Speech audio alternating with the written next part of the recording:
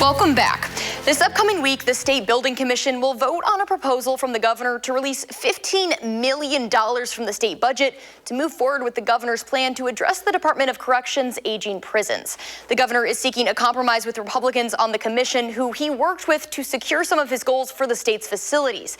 This week, I sat down with DOC Secretary Jared Hoy about why he says this plan can't wait.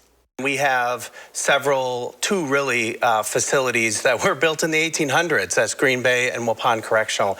And those facilities really are at a point where they could use either upgrading or to be decommissioned. And so one goal is to, again, modernize that correctional footprint and be able to make investments, smart investments in our prison system.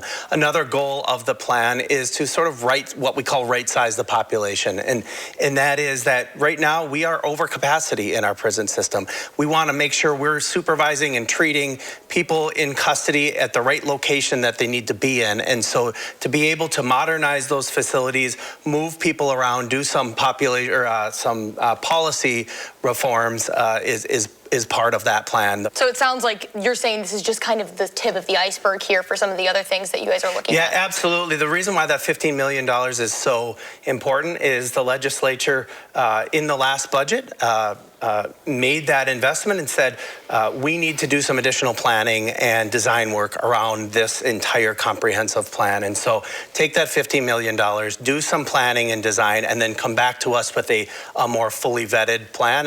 And we intend to do that as soon as we possibly can, because every day, every month that we delay that money being allocated is another delay in ultimately either closing Green Bay or getting these reforms in place. So. And let's say you do get these $15 million released. Can you give me an estimate of a timeline, what that would look like? We'd be looking at, in the next 6 to 9 months, up to a year, to be able to come back to the legislature, which is an aggressive timeline, but we think we can get it done because it's important. And like I said, every minute and day that we take longer just pushes this plan down the line. And the whole arc of the plan is through 2029, 2030. So we want to get moving on the front end as soon as we can. And the commission's looking at this request on the 28th. How likely do you think it'll be that this gets approved? Well, we've had some really earnest conversations in the last week with members of the legislature.